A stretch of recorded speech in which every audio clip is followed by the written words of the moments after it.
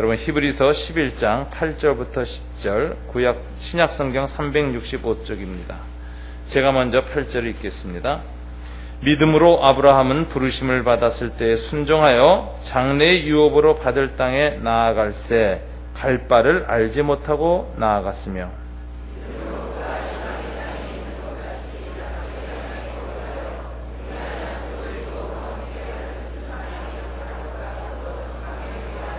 다같이 이는 그가 하나님이 계획하시고 지으실 터가 있는 성을 바랐습니다. 아멘. 기도하겠습니다. 하나님 아버지 감사합니다. 이 아침 저희들이 주님 앞에 나와서 예배와 경배를 드리고 마음을 비우고 우리의 모든 욕심과 생각들 내려놓고 가난한 마음으로 말씀 앞에 서게 하시니 감사합니다. 이 시간 성령께서 말씀을 통하여 우리를 온전케 하여 주시기를 원합니다. 거룩하게 하시고 성결하게 하시고 정말 순종하게 하시고 하나님 앞에 나아갈 수 있도록 도와주시옵소서. 예수님 이름으로 기도드립니다. 아멘. 히브리서 11장은 소위 하나님 나라의 명예의 전당이다 이렇게 알려져 있는 이 장입니다. 믿음으로 산 사람들의 그 행적을 히브리서 기자는 창세로부터 시작해서 하나하나 정말 이름을 올려가며 그 믿음의 특성을 교회에 되뇌어주고 있습니다. 그 중에서도 오늘 8절부터는 아브라함의 믿음에 관하여서 이제 히브리서 기자는 우리에게 증언하고 있습니다. 아브라함의 믿음의 특징이 무엇인가? 아브라함의 믿음에 많은 부분이 있을 것입니다. 그러나 그 중에서도 오늘 히브리서 기자는 몇 가지를 중요한 특징으로 설명하고 있습니다. 아브라함은 우리 믿음의 조상이다 이렇게 사도 바울은 말한 바가 있습니다. 유대인에게도 믿음의 조상이고 또 이방인의 믿음의 조상도 아브라함이다. 우리 모든 믿는 사람들의 공통적인 믿음의 조상이 아브라함이다 이렇게 얘기하고 있습니다. 그리고 아브라함의 믿음은 모든 신앙의 모델이 된다라고 말하고 있습니다. 이런 성경의 전통에 따라서 오늘 우리는 이 아브라함의 믿음, 히브리서 기자가 증거하는 믿음을 살피면서 저와 여러분의 믿음은 어떤 것인가 되돌아보시고 교정되어지기를 원합니다. 특별히 8절에서 아브라함은 믿음으로라는 표현을 쓰고 있고 9절에서도 또다시 믿음으로라고 되어져 있는데 아브라함의 믿음은 이 두 가지 행동으로 나왔다라는 걸 볼 수가 있습니다. 8절에 보면 믿음으로 어떤 행동이 됐습니까? 반복된 말은 8절에 보면 순종하여서 나아갈새 나아갔으며 강조되는 건 믿음으로 나아갔다 하는 이야기를 강조하고 있습니다. 또 9절에 보면 믿음으로 머물렀다라는 단어가 마지막에 되어 있습니다. 이삭과 야곱과 더불어 장막에 거하였으니 이 믿음에라고 하는 이 내면의 자세가 행동으로 나타날 때 나아가는 행동과 머무르는 행동 두 가지로 나타났다.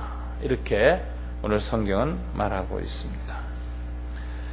오늘 이 두 가지 관점에서 이 본문의 믿음을 좀 살펴보겠습니다. 8절에 보면 믿음으로 아브라함은 부르심을 받았을 때라고 했습니다.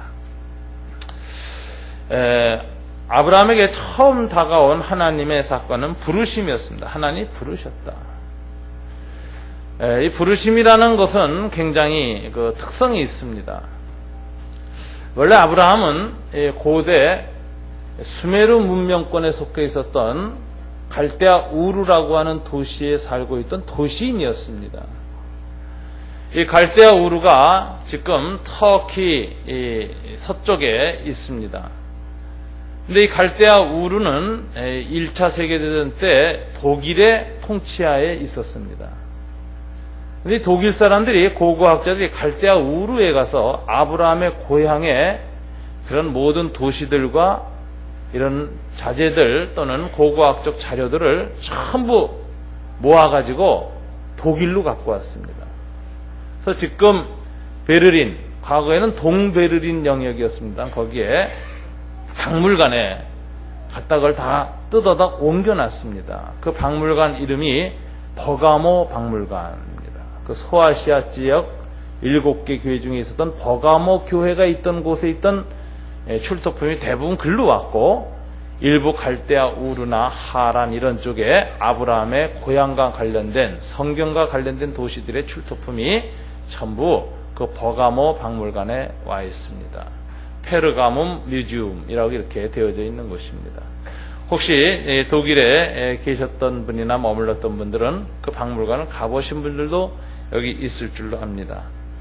우리 전찬순 집사님 딸이 독일에서 유학을 했는데 이 버가모 박물관을 가봤다고 그러더라고요. 그래서 제가 얘기를 할 때 눈을 반짝반짝하면서 아주 나 봤어요 그러는데, 그 버가모 박물관에 보면은 갈대아 우르의 도시 모형이 나와요. 그런데 갈대아 우르는 말하자면 이 메소포타미아의 하류로서 이 점토 문화입니다. 그래서 이제 에집트 문화는 돌 문화 아닙니까? 거대한 돌을 만들어서 석상도 만들고 피라미드도 만들고 왕궁도 만듭니다. 그런데 이 메소포타미아 문명은 이집트 문명보다 훨씬 더 오래된 고대 문명입니다. 이건 성경적으로 맞죠? 여러분, 아브라함이 그 에덴 동산에서 이제 추방당했는데, 에덴 동산이 영적인 장소이면서 동시에 지리적인 장소였다는 걸 성경이 보여주는데, 거기에 유브라데스 강이 에덴 동산에서부터 발원했다, 이런 표현이 나와요. 그래서 이 아담과 하와가 이 에덴 동산에서 나와가지고 초기 거주했던 인류 문명의 초기 지역이 어디냐 할 때 아마 메소포타미아 지역이 아니었을까, 이런 생각들을 학자들이 하는데, 이 메소포타미아 문명이 이집트 문명보다 훨씬 더 오래된 인류의 최고 문명입니다. 그 중에서도 아브라함이 살던 이 수메르 문명은 문명 중에서도 굉장히 그 오래된 최고도의 문명입니다. 근데 이 문명의 특징은 점토 문화예요. 흙을 빚어가지고, 강에 흙을 빚어서 벽돌을 만들고 그것을 구워서 또는 말려서 그걸 가지고 건물을 지었습니다. 그래서 노아 홍수 후에 바벨탑을 쌓는 장면을 보면 벽돌을 구워가지고 그것을 갖다 쌓아 올리는데, 오늘날 그 몰타르 있죠. 시멘트 같은 걸 가지고 우리는 이제 쌓아 올리는데, 고대에는 그것을 역청, 즉 지금 말하자면 그 아스팔트를 만들 때 나오는 그 시커먼 타르 있죠. 그게 이제 고대 역청입니다. 그게 굳어지거든요. 그걸 발라서 벽돌을 쌓아서 바벨탑을 만들고 했던 그런 고대의 점토 문명입니다. 제가 이 얘기를 하느냐면은 이 두 문명이 세월이 가면 다 비바람에 무너지는데, 후기에 나온 에집트 문명은 돌 문명이기 때문에 오늘날까지 그 고고학적인 그 자료들이 그대로 살아남아 있어요. 그러나 에집트 메소포타미아 문명은 이게 흙으로 지어진 거니까 다 부서지고 갈아지고 정말 먼지로 돌아가고 이래가지고 그 고대 거대한 성들이나 아름다운 도시들이 다 지금은 이렇게 언덕처럼 돼 있어요. 흙 언덕. 그래가지고 이제 메소포타미아 문명은 그 흙 언덕 더미를 파헤치고 들어가야 되는데, 이거 땅에 뭐가 있을 것 같다 싶다 하면 거기를 파헤쳐서 이렇게 수직으로 엘리베이터 내려가듯이 이렇게 파고 내려갑니다. 수직갱을 이렇게 파고 들어가요. 들어가다 보면 그 거대한 흙더미가 옆으로 이렇게 케이크 자르듯이 이렇게 층이 나와요. 그럼 어느 층에서는 석기시대, 어느 층에서는 토기시대, 어느 층에서는 구운 도자기, 어느 층에서는 그냥 무문토기, 뭐 이런 식으로 해가지고 쭉 문명의 흐름이 나오기 때문에, 요 지역에 몇 년대부터 몇 년까지 몇 천 년에 걸쳐 사람이 살았는데, 요때 해서 이 케이크 자르듯이 해가지고 이제 연대를 측정을 합니다.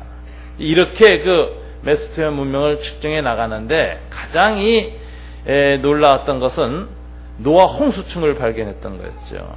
영국의 울리라고 하는 유명한 케임브리지의 고고학 교수가 있습니다. 현대 고고학계의 아버지라고 불리는 사람입니다. 이 사람이 메소포타미아 지역에서 이 수직갱을 파고 내려가면서 쭉 했는데, 문명의 거의 마지막 단계에 나오는 토기가 나왔어요. 맨 마지막 층에서. 그래서 이제 여기까지가 인류 문명의 이제 초창기인가 보다라고 생각을 했습니다. 그리고 그 밑에는 아무런 이게 발견이 안 됩니다. 그리고 이 점토층이라는 것이 쌓인 것은 1m, 2m, 5m, 10m 이렇게 쌓였지만 그만큼 쌓일 때에는 몇백 년이 흐른 거거든요. 그래서 그 층의 끄트머리 가서 아무런 문명의 흔적이 나오지 않고 아무것도 순수한 모래가 진흙층이 나오기 시작했는데 이게 그냥 엄청난 깊이의 진흙층이 나오니까 이 층이 문명이 계속 무너지면서 쌓여가려면 이게 몇백 년 걸리는 층이기 때문에 여기에는 이제 인류가 한 번도 안 살았던 땅이구나. 천여지구나. 그리고 그 위층에서부터 토기가 나오니까 여기서부터 첫 인간들이 살았구나 해서 인류의 천여층을 발견했는데 느낌이 그쯤에서 이제 발굴을 끝내는 겁니다. 더 이상 하면 안 되는 거죠. 파봐야 소용없으니까. 지질학자가 아니니까. 고고학자는 거기서 끝납니다. 그런데 마음이 이상했던 거예요, 이분이. 안 되겠다 해가지고선 덮었어요. 덮었는데 그 층이 딱 끝나고 나서 그 밑에 층에서 또 점토가 나오는데 놀라운 사실은 그 밑층에서 나온 점토와 그 층 위에서 나온 점토가 같은 시기였다는 거예요. 그러니까 이 몇백 년에 걸쳐서 쌓여야 할 순수한 이 점토층이 몇백 년에 걸쳐서 쌓인 것이 아니라 한 세대에 갑자기 생겼다는 거죠. 이만한 층의 점토층이 생기려면 어마어마한 홍수가 와서 온 문명을 뒤덮어야만 된다라는 결론이 나와가지고 그것이 소위 유명한 노아 홍수로 말미암아 생겼던 퇴적층을 발견한 유명한 사건입니다. 그래서 노아 홍수의 지질학적 증거, 즉 점토층을 발견했다. 그래서 전 세계 뉴스에 나갔고 전 세계의 학문계와 고고학계에서 노아 홍수층을 발견했다라는 것 때문에 전설적인 고고학의 지도자가 된 분이 이제 울리경입니다. 네, 여러분, 초기 문명의 근원지였던 갈대아 우르, 수메르 문명, 아브라함이 살던 지금부터 4,000년에 가까운 문명이죠. 3,800년 전에. 놀라운 사실은 집안에 상수도와 하수도가 있었다는 사실이에요. 굉장히 놀랍죠. 여러분, 집 안에 수도가 설치돼서 집 안에서 물을 쓸 수 있고 물이 흘러고 물이 있었다는 것은 굉장히 놀라운 일입니다. 왜? 고대에는 우리가 이 16세기 이전만 해도 집안에 물을 끌어들이지를 않았어요. 다 물을 우물에서 퍼다가 갖다가 가둬놓고 쓰고 버렸습니다. 그래서 하수도가 없었어요. 도시에. 그래서 길거리에다 다 그냥 내다 버려가지고 길거리에 똥오줌이 절퍽절퍽했습니다. 여자들이 왜 하이힐을 신기 시작했는가? 그 똥오줌 피하기 위해서 신었다는 얘기가 있어요. 남자들이 왜 남학신 신었는가? 그 비 올 때 질척거리는 거 또 일반 길거리에서의 그것을 피하기 위해서 그랬다는 말이 있습니다. 지금 전 중국에서도 가끔 시골에 있는 고도에 가보면 옛날 도로가 있거든요. 거기 가보면 놀랍게도 하수도가 없어요. 거기에. 그래서 시골 고도의 사람들이 쓰레기 설거지한 거 이런 거 똥오줌까지 그냥 다 길에다 이렇게 버리는 걸 봐서 제가 이 옛날 도로가 이랬겠구나 이런 생각을 하게 됩니다. 그런데 여러분 놀랍게도 갈대아 우르는 지금부터 4,000년 전의 도시였는데 물을 옥상으로 끌어들여서 수로를 만들어서 물을 옥상으로 끌어들여 가지고 2층을 해서 아래층으로 이렇게 돌아서 나가도록 만들었어요. 그래서 거기다가 씻고 하면 다 찢기까지 떠내려서 바깥으로 나가는 거예요. 그래서 바깥에다가 수로를 만들어서 가정에서 흘러나온 물들이 다 흘러나가도록 이렇게 만들었는데 이거 굉장한 놀라운 일이죠. 그래서 아브라함이 갈대아 우르를 떠날 때 보통 결심 갖고 떠난 게 아니라는 걸 아셔야 됩니다. 고대 도시에서 사막과 강에 유목민으로 나간다는 것은 이건 보통 믿음이 아니에요. 보통 결단이 아니에요. 이거 참 목숨 걸고 떠나는 겁니다. 이 생활의 어려움뿐만 아니라 가장 어려운 것은 안전이 보장 안 된다는 거죠. 오늘날처럼 국제법이 있습니까? 국가와 국가끼리 이렇게 다 법이 있습니까? 이번에 남아공 월드컵 할 때도 보니까 사람들이 남아공에 잘 안 간 이유가 뭡니까? 치안이 불안하다 그러니까 잘 안 갔잖아요. 오늘날도 그런데 하물며 옛날에는 동네만 벗어나면은 맞아 죽든 강도당하든 아내를 뺏어가든 아무 할 말이 없는 거예요. 치안의 안전보장이라는 게 없는 거예요. 그래가지고 자기 사는 동네 아는 사람들을 벗어나면 그때부터 목숨 걸고 가는 겁니다. 모든 것 빼앗기고 죽을 각오까지 해야만 떠날 수 있는 게 고대 사회였어요. 그런데 이 갈대아 우르라고 하는 고대 도시를 아브라함이 75세에 떠났다라는 거예요. 중간에 하란을 거쳐서 가나안 땅에 들어올 때 75세에 하란을 떠났다. 이거는 여러분 생각할 때 굉장히 정말 놀라운 일입니다. 이거는 보통 자세 갖고는 갈 수가 없는 부르심입니다. 여기 하나님이 아브라함을 불렀다. 이 부르심의 의미가 뭐냐? 내 고향, 친척, 아비의 집 갈대아 우르를 떠나고 하란을 떠나라. 그러고 부르심. 이 부르심 정말 어려운 것입니다. 그런데 이 부르심의 본질 중에서 더 어려운 게 있습니다. 뭐냐면은 오늘 본문에 보면 나아갈새 갈 바를 알지 못하고 나아갔으며, 하나님이 저와 여러분을 부르실 때 야 여길 떠나라. 그 다음에 내가 갈 곳은 이곳인데 이곳은 여기보다 훨씬 좋은 데야. 이래도 가기가 힘듭니다. 그래도 머뭇거리는 게 우리 인생이에요. 근데 오늘 하나님의 부르심의 본질과 원칙이 보여지는데, 하나님은 가야 할 곳이 어디인지 목적지를 말씀 안 하시고 데려가신다. 이게 하나님의 부르심의 특성입니다. 하나님은 하나님의 백성을 이끌어 가실 때 예정된 예정지를 정해 놓으시고 거기를 알려주시고 가는 도로를 자세히 보여주시고 중간 가는 길에 휴게실이 어디에 있고 오줌 누를 데가 어디가 있고 잠잘 곳이 어디 있고 음식 뭐 있을 것이다 라고 일일이 다 지정해 놓고 그리고 안심하고 와라. 이렇게 부르시는 분이 아니에요.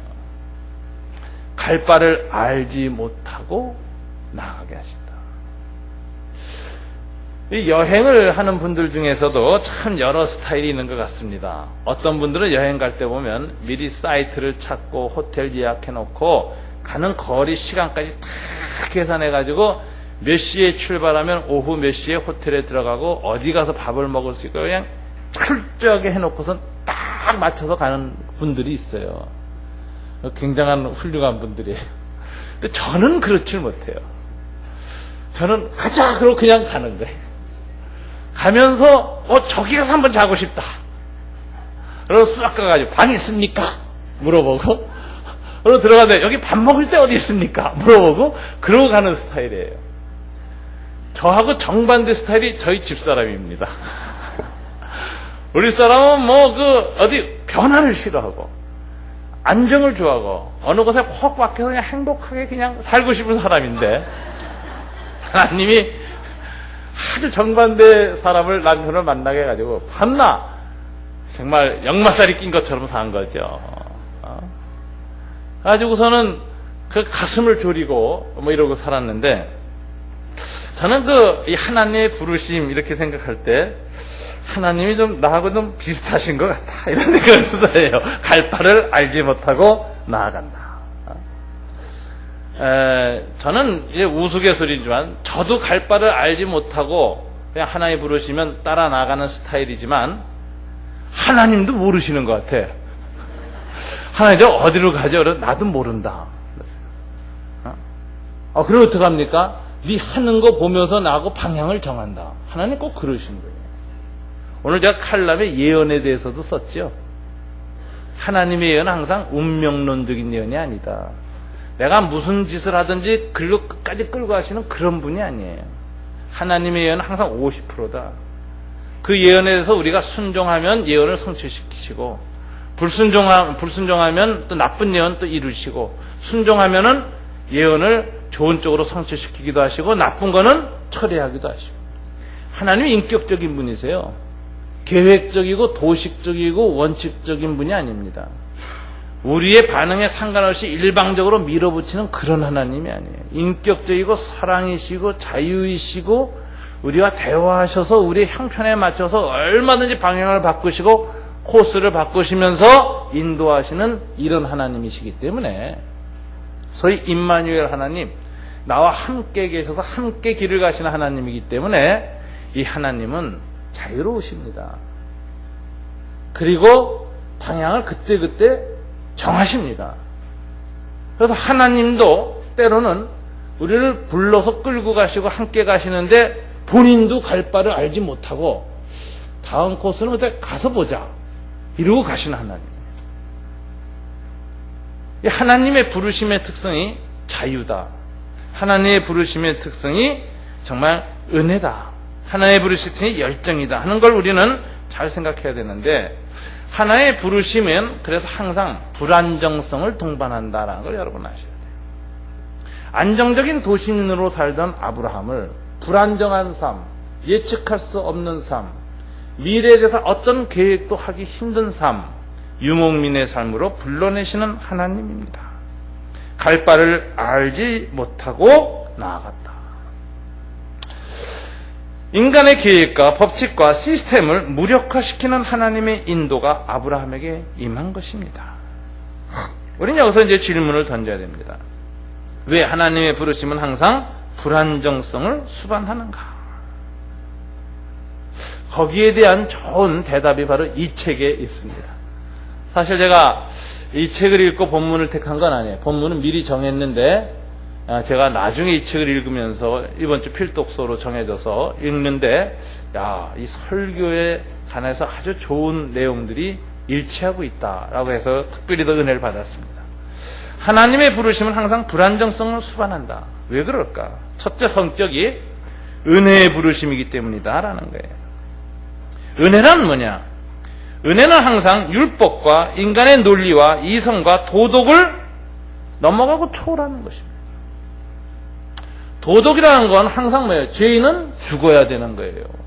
선악은 분별되어야 되고, 그 다음에 정의에 반하는 자는 다 죽여버려야 되는 겁니다. 이게 도덕이고 논리고 이성이고 율법입니다. 그런데 십자가를 통해서 나타난 하나님의 은혜는 그것을 뛰어넘는 것입니다. 오히려 때로는 도덕을 뒤집어 놓습니다. 율법으로 대하지 않고 용서로 대합니다. 인간의 논리와 이성과 도덕의 근거에서 인간을 선인을 구하고 악인을 처벌하시는 것이 아니라 악인조차도 용서하시고 구원하시는 것이 하나님의 은혜입니다. 은혜라는 건 기본적으로 율법 체제를 뒤엎음입니다. 인간의 이성과 도덕과 논리를 초월하는 것입니다. 그래서 자쿠 엘루라고 하는 유명한 기독교 사상가는 그의 책 제목을 뭐라고 썼느냐? The Great Reversal, 하나님의 위대한 전복이라고 썼습니다. 하나님은 뒤집어 엎으신 분이다. 예수 그리스도를 통해서 나타난 하나님의 사랑은 인간의 모든 논리를 뒤집어 엎어놓은 그런 은혜다라는 걸 강조했습니다. 도널드 맥클로우는 이 책 거침없는 은혜에서도 이런 얘기를 했습니다. 하나님의 통치는 모든 철학과 제도, 율법 체제를 전복시킨다. 하나님의 나라는 마치 규칙을 어기고 예측 불능으로 임하는 것과 같다. 하나님은 우주를 깜짝 놀라게 하는 일을 즐기시는 분이요 예측 불능의 하나님이다. 이런 이야기를 이 책에서 하고 있습니다. 십자가가 대표적이라는 것이죠. 예수님이 공생의 기간 동안에 이 땅에 오셔서 율법에 매여 있는 사람들을 풀어내시고 안식일날 사람들을 고치시고 치유하실 때마다 율법을 강조했고 체제를 강조했던 바리새파 사람들은 예수님에게 항상 충격을 받았습니다. 왜 저가 회당과 성전의 율법 체제를 무너뜨리는가? 처음부터 충돌이 있었고 그것 때문에 예수님을 죽이려는 시도를 그들이 끊임없이 하게 되는 원인이었습니다. 하나님은 인간들이 정해놓은 어떤 규칙과 제도를 붕괴시키는 방식으로 그 사랑을 드러낼 때 그 사랑 앞에서 어떤 사람들은 감격하지만 그 체제와 율법을 유지하려는 사람들에게는 위험한 인물로 항상 보였던 것입니다. 이처럼 하나님의 이 부르심이 은혜의 부르심이기 때문에 사람들의 기본 생각을 뛰어넘는 특성이 있습니다. 그래서 항상 은혜의 부르심은 우리에게 뭔가 불안정성을 수반합니다. 두 번째는 이 부르심은 자유로의 부르심이기 때문에 그렇습니다. 하나님의 규칙도 유익합니다. 이 자연법 체계나 율법 이런 것 다 하나님이 우리에게 허락하신 겁니다. 인간의 악과 인간의 오만함과 제멋대로 함을 하나님이 훈련시키는 좋은 도구로서 하나님의 규칙은 유익합니다. 그러나 그 규칙조차도 유익하지만 그것을 때로는 넘어서고 초월할 때 하나님의 사랑은 나타나고 생명은 더 풍성하게 된다는 것입니다. 만일 이 규칙이 유익한 것이지만 그것이 초월되지 않고 그것이 지나치게 강화되어져서 인간으로 하여금 그 노예로 만들고 그 규칙 안에서 규칙을 지키다가 자유를 상실하게 되고 더 나아가서 진정한 생명력을 상실한다면 규칙은 이제 순기능을 안 하고 이제 악기능을 하는 것으로 바뀌는 것입니다. 어느 부부가 이렇게 약속을 했다는 거예요. 결혼하면서 매일 아침 7시 정각에 I love you, 난 당신을 사랑합니다 라는 말을 서로 꼭 하기로 약속한 거예요. 그 시간에만 서로 합니다. 부부관계는 격주로 토요일 저녁에만 한다. 딱 이렇게 정해놨습니다. 이러고 살 때 생기는 문제가 있죠. 뭐예요? 사랑의 관계를 법으로 유지할 수 있는가? 자유가 없는 사랑은 생명력을 상실한다는 거예요. 사랑이 느껴지면 아침 7시든 저녁 9시든 사랑해 하고 계속 뽀뽀를 해대야지. 아침 7시에만 참았다가 사랑해 딱. 이게 무슨 사랑이냐. 마치 규칙이라는 건 그렇습니다. 하나님의 율법도 은혜로 주어진 것이긴 하지만 그것이 어떤 생명을 잃어버리고 사람을 억압하는 도구가 되기 시작하면 그것은 무너져야 하는 것입니다. 그것은 초월해야 하는 것입니다. 사랑과 은혜는 항상 율법을 뚫고 나오는 방식으로 솟아나는 것입니다. 율법이나 인과율의 법칙과 체계는 항상 힘을 다해서 예수를 공격했습니다. 바리새인들이 그랬습니다. 그분을 죽이려고 했습니다. 나중에 율법 체계와 성전 체제는 연합하여서 사두개파와 바리새파는 자기네들의 기득권과 자기네들의 통치 체제를 무너뜨릴 위험성이 있는 위험한 예수를 미리 제거하기로 결심하고 십자가형으로 처형했습니다. 십자가, 무덤, 그리고 그것을 꽉 막아놓은 봉인은 바로 율법과 인간의 논리와 도덕의 결말이 무엇인가를 보여주는 것입니다. 한마디로 죽음 그 자체이죠. 그러나 예수님의 은혜, 하나님의 은혜는 무엇으로 나타났습니까? 십자가를 건너뛰는 것입니다. 무덤은 열려지는 것입니다. 봉인은 풀어지는 것입니다. 즉 예수 그리스도의 부활, 이것이 바로 하나님의 은혜요 자유인 것입니다. 하나님의 부르심은 항상 십자가로의 부르심이고 부활로의 부르심이기 때문에 십자가를 거쳐서 부활로 나아가는 길입니다. 율법은 깨져야 하고 어떤 사람들의 규칙과 어떤 사람들의 사고방식의 한계는 돌파되어야 합니다. 이것을 부수고 그리고 그것에서 사람들을 자유케 하고 진정한 생명을 부어주는 방식으로 하나님의 부르심은 우리에게 임한다는 것입니다. 오늘 이 자리에 앉아서 예수님의 사랑과 은혜를 받고 하나님을 기뻐하고 즐거워하는 저와 여러분 모두는 이 자유로의 부르심을 받은 사람들이다 하는 것을 우리가 알아야 할 것입니다. 세 번째는 하나님의 부르심은 열정의 부르심입니다. 유대 랍비 아브라함 헷젤은 하나님은 파토스의 하나님이다라는 말을 했어요. 이 파토스라는 단어, 여기 정렬입니다. 여러분 영화 패션 오브 크라이스트라는 영화를 보셨죠? 주님의 고난을 얘기하죠. 거기에 그 패션이라는 단어가 뜻이 두 가지죠. 고난, 또 다른 뜻이 있죠. 뭐죠? 열정이라는 거죠.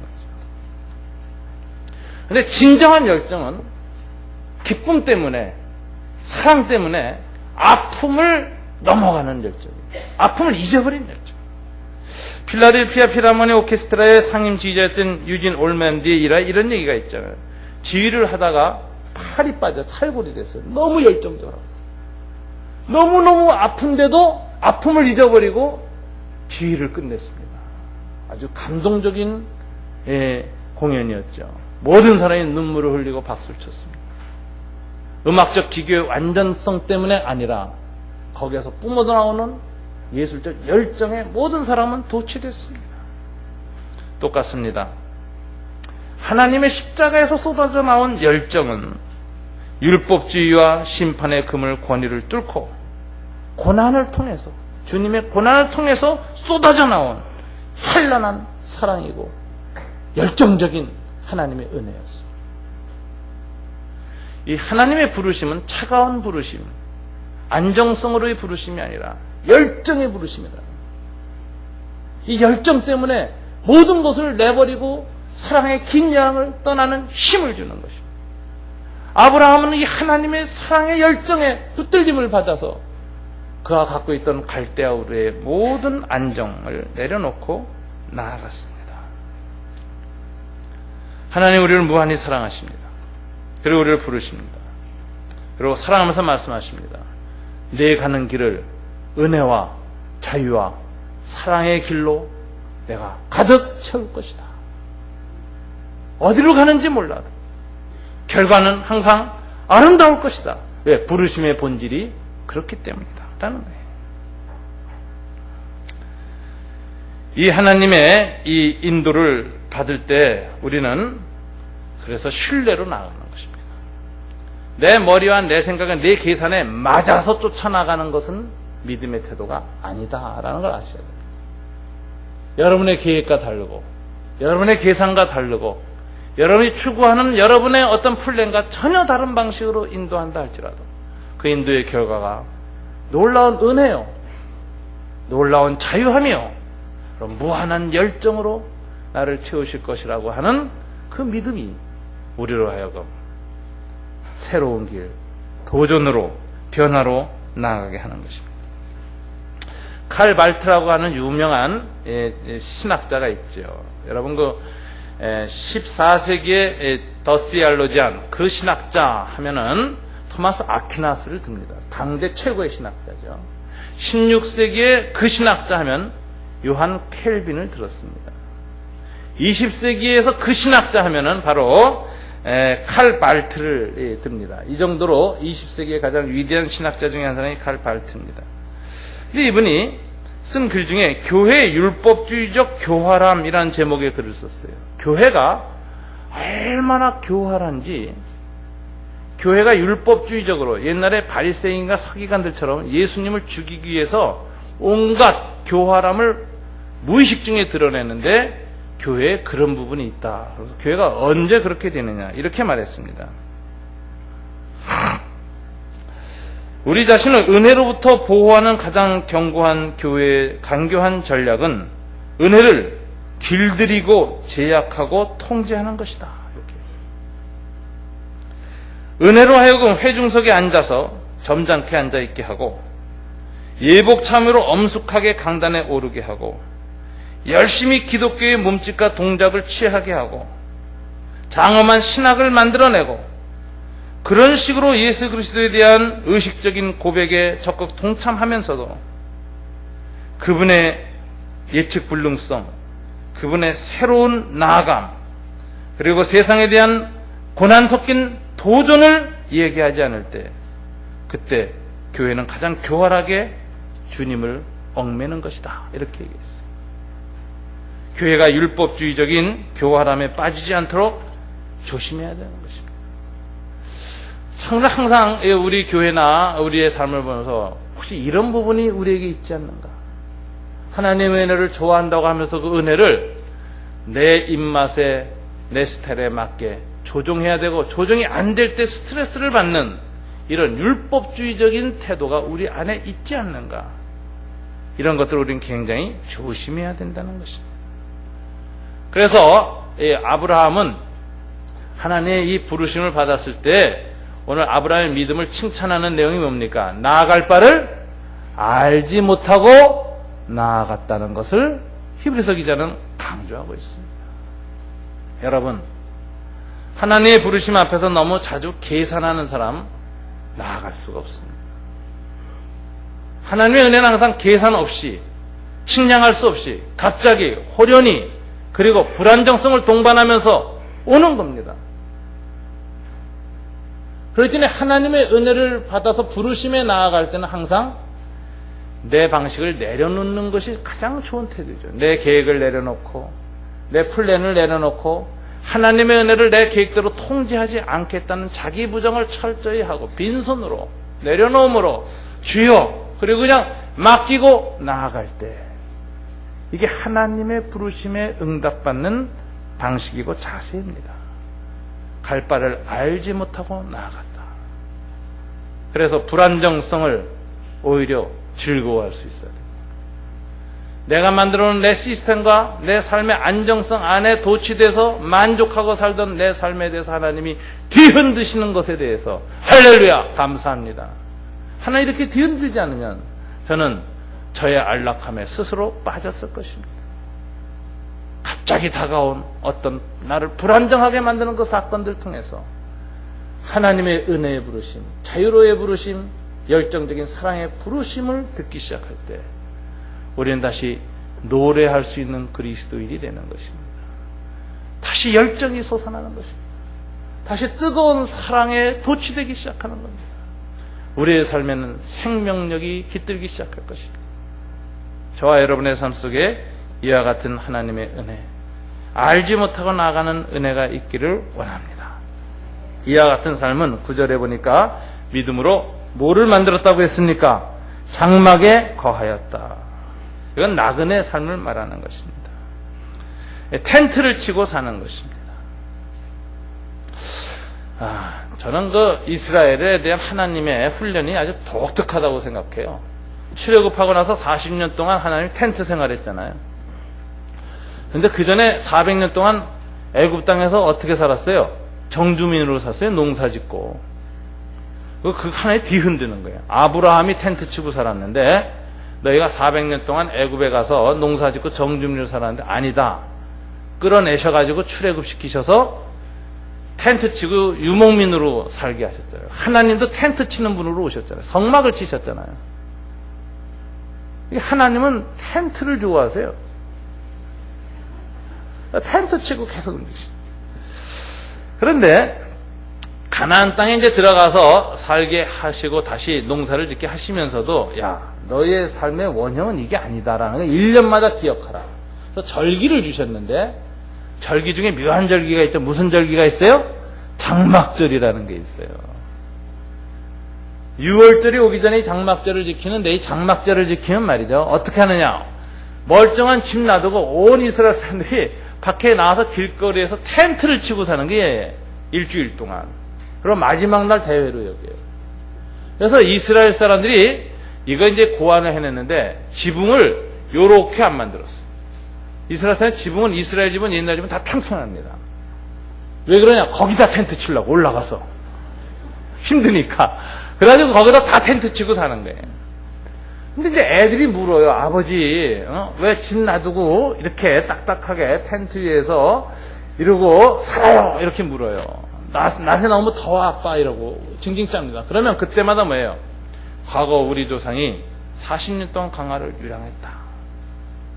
그때 하나님이 이런 일을 우리에게 베푸셨다. 이렇게 은혜를 베푸셨다. 다 얘기를 해줍니다. 그래서 아이들이 텐트 생활을 하면서 하나님 앞에서의 삶의 원형이 무엇인가를 실물 교육을 받게 하는 거예요. 1년에 한 번씩. 이거 굉장히 무서운 교육이죠. 여러분들이 일주일 동안 아이들한테 말이죠. 텐트에서 생활하게 하고 밥도 맛있는 거 안 먹여요.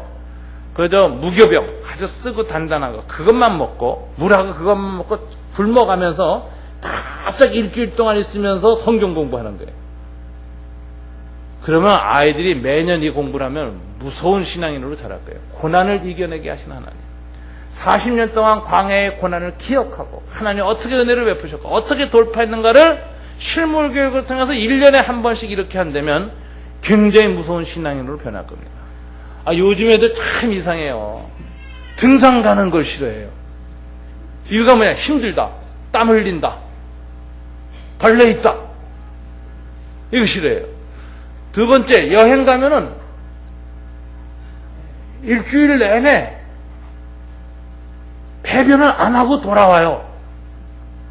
화장실 있는데 못 넣어요. 꼭 수세식이 있어야만 배변을 할 수 있어요.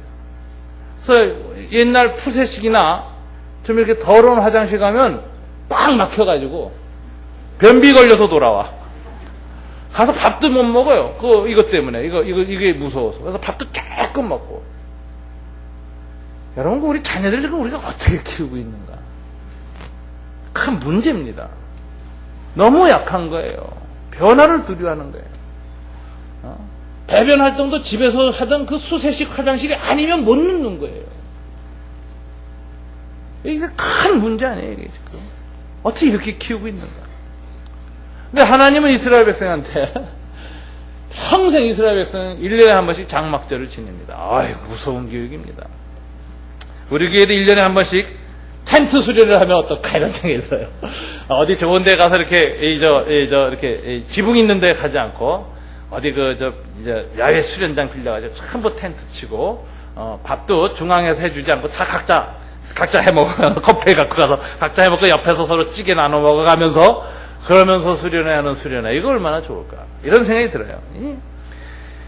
이 텐트 생활 하나님이 이걸 기뻐하셨다는 거예요. 아브라함은 믿음으로 하나님의 부르심에 순종하여 갈 바를 알지 못하고 계획 없이 모든 걸 의존하고 아멘하면서 자기 부정하고 나아갔고, 이게 첫 번째 행동이죠.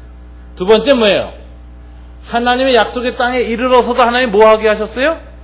이곳에서 정주민으로 살 생각하지 마라. 너는 영원히 나그네 생활, 텐트 치고 살아라. 그래서 아브라함과 이삭과 야곱으로 더불어 텐트 치고 사는 생활을 했는데 이 모습을 보고 하나님이 아주 기뻐하셨다는 것입니다. 이 사람들이 이렇게 살았기 때문에 하나님이 아주 기뻐하셨습니다. 이들이 텐트를 치는 이유는 뭘까요? 그걸 통해서 하나님이 신앙 고백을 받으시는 거예요. 무슨 신앙 고백을 받습니까? 10절 보실까요? 다 같이 읽어볼까요? 이는 그가 하나님이 계획하시고 지으실 터가 있는 성을 바랐습니다. 이 땅의 시티, 도시가 아닌 하나님이 세우시는 도시, 시티 오브 갓, 하나님의 나라를 바라보았다. 인간들이 만들어 놓은 이 땅의 문명과 인간들이 만들어 놓은 체제 속에서 사는 것이 아니라 이것은 나그네처럼 내가 잠시 거쳐가는 삶의 자리요, 나의 궁극적인 곳은 하나님의 다스림이 편만한 그 나라에 가서 살겠다라고 바라보았기 때문이다. 그래서 이 사람들이 아브라함과 이삭과 야곱은 다 함께 텐트 생활을 했다라는 것입니다. 이렇게 살았기 때문에 하나님이 이들을 축복하셨다라는 거예요. 16절 보세요. 다 같이 읽어볼까요?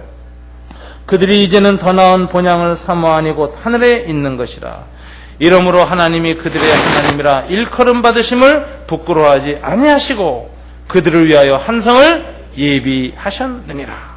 하나님은 아브라함과 이삭과 야곱의 하나님이라고 부르심 받는 걸 부끄러워하지 않고 오히려 기뻐하셨다. 왜? 야곱과 아브라함과 이삭과 야곱은 어떻게 살았기 때문에? 텐트 생활을 했기 때문에. 텐트의 하나님인 것을 더 기뻐하셨다. 여기에서 우린 인생이라는 것은 무엇인가? 인생은 필그림, 순례자입니다. 여기에 벌써 50배 여행을 하신 분들이 계십니다. 60배 여행을 하신 분도 계십니다. 나이 70의 여행자가 되신 분도 계십니다. 80, 90, 100세 바라보고 여행하시는 분들이 있습니다. 여러분들의 여행의 마지막 종착지는 어딜까요? 무덤인가요? 아니죠. 그것은 율법의 종착지입니다. 무덤, 임봉한 돌. 우리가 가야 할 곳은 그것이 아닙니다. 닫혀진 무덤이 아니라 열려진 것이고 부활과 생명과 영생이 있는 것이고, 그리고 이 땅이 아니라 하나님의 나라다라고 말하는 것입니다. 그래서 저와 여러분은 여행자로서 이 세상을 살고 있습니다.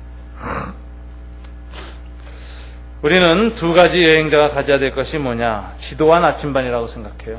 가까이는 지도를 봐야 돼요. 현미경이나 돋보기를 가지고 미시적 태도로 눈앞에 한 걸음 한 걸음 하나님의 뜻이 무엇인가를 여러분 살펴야 합니다. 이거 잘 분별해야 돼요. 그 다음에 거시적 태도는 뭐냐면 현미경을 가지고가 아니라 망원경을 가지고 혹은 나침반을 가지고 북극성을 볼 줄 알아야 돼요. 큰 강이야.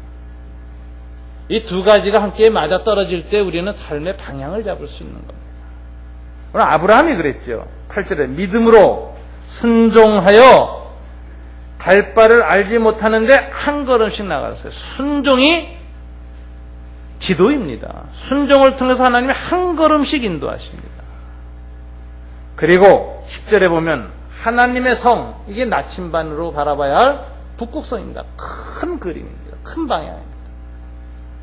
다음 걸음을 어디로 갈까 하는 것은 미시적인 태도를 가지고 현미경으로 들여다보듯이 돋보기로 들여다보듯이 지도를 살피듯이 하나님의 인도를 받아서 한 걸음 한 걸음 인도받아 나아갔지만 궁극적으로 항상 그가 바라보고 있던 큰 방향은 하나님의 나라였다라는 것입니다. 지도와 나침반을 가지고 눈앞에 지형지물을 살피면서 동서남북을 크게 방향을 잡으면서 나아갈 때 우리는 믿음이 자라는 축복을 얻게 되는 것입니다. 자, 이 하나님께서 이렇게 하신 이유가 뭘까? 왜 나아갈 길을 자세히 미리 보이지 않고 한 걸음 한 걸음만 인도하실까? 우리 하나님의 인도에 관한 강의에서 그런 얘기 하잖아요. 하나님의 인도는 청사진으로 오지 않는다. 설계할 때 청사진이 필요하죠? 미리 자세하게 다 해놓습니다. 그렇게 오지 않는다, 이 하나님 나라는. 하나님 나라는 두루마리로 온다 그래요. 두루마리라는 게 둘둘 말려 있어요.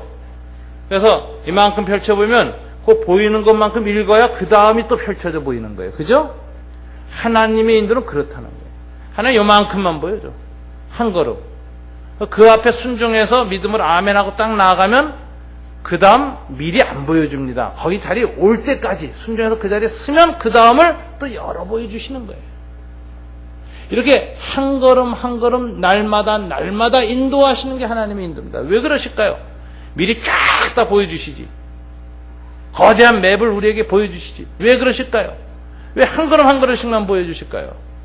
우리로 하여금 순종하는가를 지켜보시고 한 걸음 한 걸음 순종할 때마다 더 좋은 길로 인도하시면서 우리의 믿음을 키우기 위해서입니다.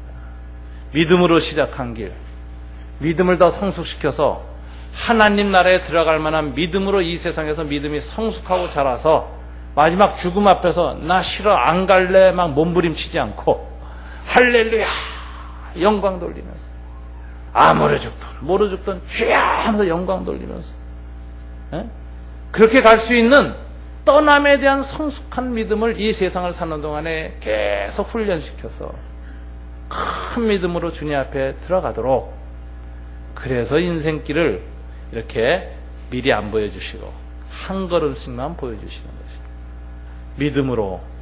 믿음을 성장시키기 위해서입니다. 그래서 우리 인생길에 내가 알 수 없는 일, 내가 이해할 수 없는 일, 예측하지 못했던 일이 터질 때마다 우린 때는 당황스럽고 놀라고 불안해 십사입니다. 그러나 최종 반응은 무엇이어야 하는가? 믿음으로 받아들이는 겁니다. 그럼으로써 하나님의 은혜가 여러분에게 현실화됩니다. 하나님의 자유로움을 체험하게 됩니다. 하나님의 열정적인 사랑에 휩싸이게 됩니다. 그리고 믿음으로 계속 나아갈 수 있는 신앙의 힘을 얻게 됩니다. 이 여름 저와 여러분의 신앙에 이와 같은 하나님의 은총이 있기를 주님 이름으로 축원합니다. 기도하겠습니다.